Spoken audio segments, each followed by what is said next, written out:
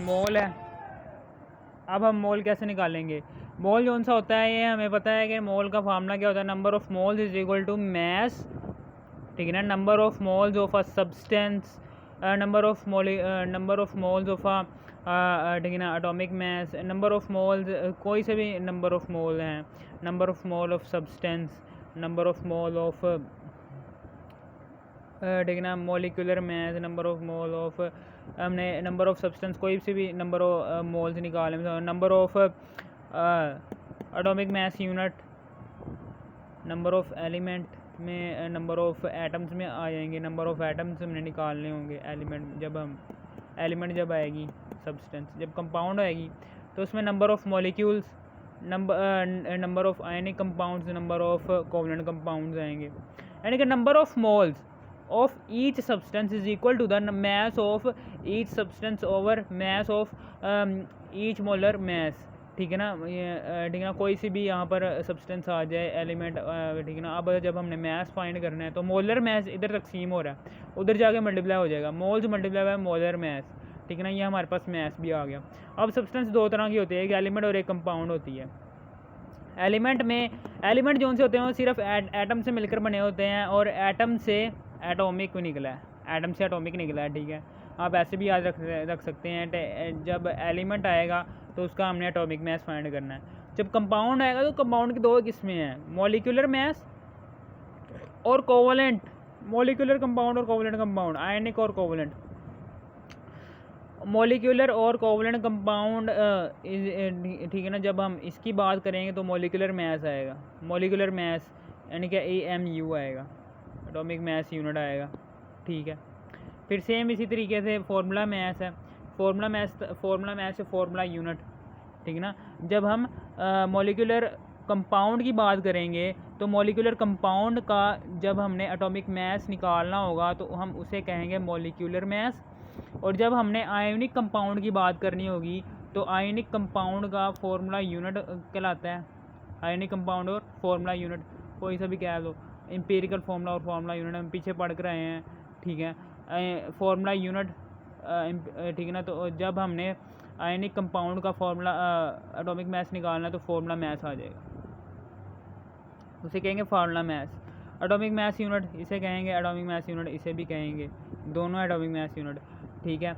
और फिर एक्सप्रेस्ड, इसे हम जाहिर करते हैं expressed in gram, atomic mass को हम हमेशा ग्राम में जाहिर करते हैं, ठीक है। इसी तरह मॉलिक्यूलर मास है, इसे भी हम ग्राम में जाहिर करेंगे। एटॉमिक मास जहाँ पर भी आ जाए उसका मतलब क्या है, उसका यूनिट क्या होगा, ग्राम, ठीक है, ग्राम। ओके, समझ आ गई, समझ आ गई भाई, ठीक है। अब उसके बाद एक्सप्रेस्ड इन ग्राम, ठीक है, ग्राम जो उनसे होते हैं ग्राम फार्मूला मास, ठीक है ना, हम इसका ग्राम निकालने तो ग्राम फार्मूला मास हो जाएगा। ये ग्राम फार्मूला मास कंटेन इतने पार्टिकल्स रखता है, 6.02 × 10⁻23 formula units in is equal to mole, समझ आ गई, बस ये है इसमें।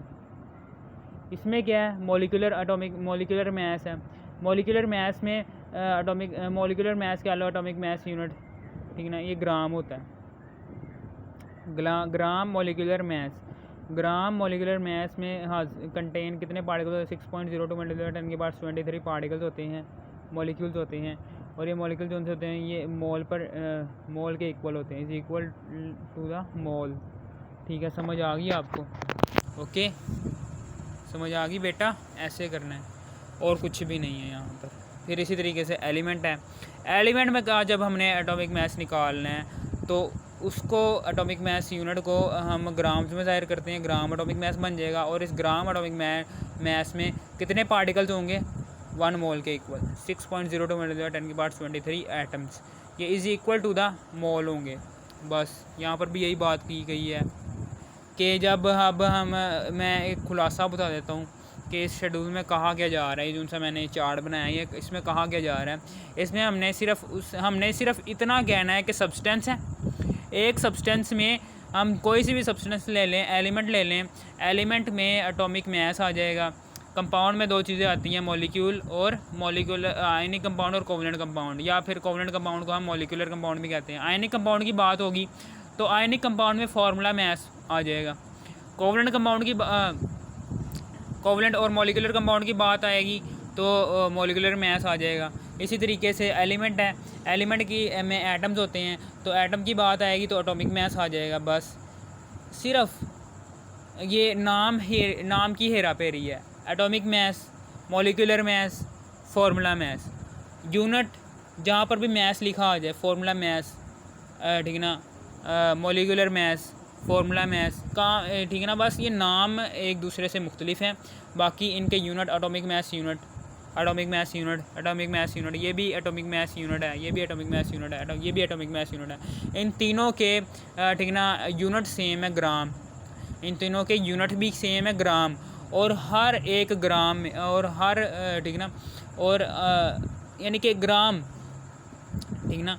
अब 1 ग्राम जब आप एटॉमिक मैस यूनिट कि हर एक ग्राम मॉलिक्यूलर कंपाउंड में, हर एक ग्राम मॉलिक्यूलर मैस में, हर एक ग्राम मॉलिक्यूलर मैस में, हर एक ग्राम ठीक ना, हर एक ग्राम एटॉमिक मैस में, ग्राम मॉलिक्यूलर मैस में, ग्राम फार्मूला मैस में जितने पार्टिकल्स होते हैं उन पार्टिकल्स की तादाद कितनी होती है? 6.02 मल्टीप्लाई बाय 10 की पावर 23 मॉलिक्यूल्स। और ये जो उनसे इतने पार्टिकल्स जो उनसे होते हैं ये मोल के इक्वल होते हैं। बस यहाँ पर नाम मुख्तलिफ हैं, ठीक है ना। ये चीज़ें याद करनी है, बस नाम मुख्तलिफ है और कुछ भी नहीं है यहाँ पर, ठीक है। चार्ट समझ में आ गया? कुछ भी नहीं है।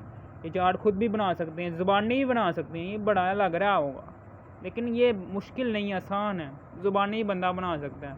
अगर ये मोल आ गया लॉन्ग में तो ये ज़ुबानी ही बंदा बना सकता है, कोई इसमें मुश्किल बात नहीं है। अब उसके बाद नीचे ही इसके एक एग्जांपल दी हुई है कि H3PO4 है, ठीक है ना। हम इसे कहते हैं फास्फोरिक एसिड, ठीक है। फास्फोरिक एसिड है, मैस इज इक्वल टू 40 ग्राम है। और ये यहाँ पर एटॉमिक मैस क्या है इसका? हाइड्रोजन का एटॉमिक मैस होता है 1। यहाँ पर ये देखें हाइड्रोजन है non metal, phosphorus non metal, oxygen non metal, non metal आ रही हैं। तो इसका मतलब क्या है? ये कोवलेंट कंपाउंड है। कोवलेंट कंपाउंड का मतलब क्या है कि यहाँ पर मॉलिक्यूलर मैस इस्तेमाल होगा, यानी कि molecular mass of H3PO4 is equal to the 3 एक हाइड्रोजन एटम है, ठीक है ना, 3 हाइड्रोजन एटम है और हाइड्रोजन एटम का मैस क्या है? मॉलिक्यूलर मैस, हाइड्रोजन एटम एक ही बात हो रही है ना, तो एटॉमिक मैस क्या है? 1। इसी तरह फास्फोरस है, फास्फोरस का एटॉमिक मैस क्या है? 32।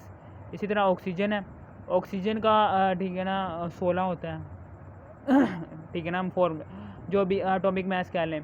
अब उसके बाद इस सारे को molecular mass of H3PO4 is equal to the, जब आप इसको हल करेंगे तो 98 ग्राम पर मोल आ जाएगा। ये ज़रूर लिखना है क्योंकि ये molecular mass, atomic mass, formula mass, इन तीनों का यूनिट क्या है? ग्राम पर मोल, ठीक है। समझ आ गई?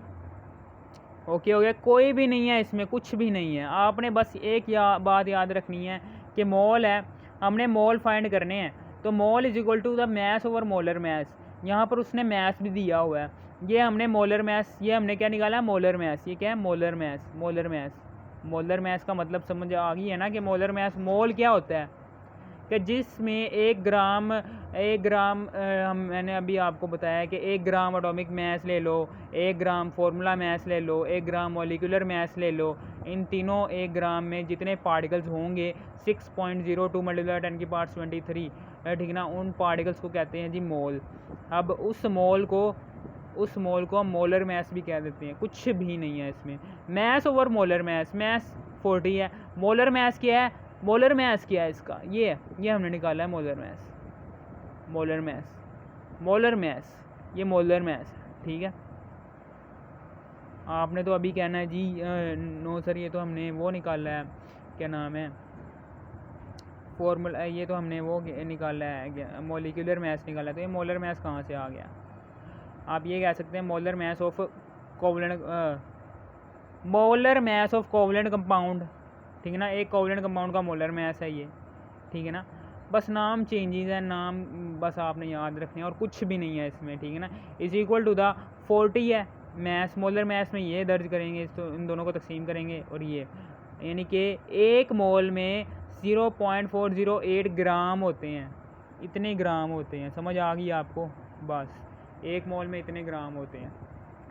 बस उसने ये पूछा था कि हाउ मैनी ग्राम्स इन 1 मोल, ग्राम बता देने हैं, ठीक है। पार्टिकल्स के बारे में उसने नहीं पूछा आपसे, बस उसने पूछा है हाउ मैनी ग्राम्स इन 1 मोल, ठीक है।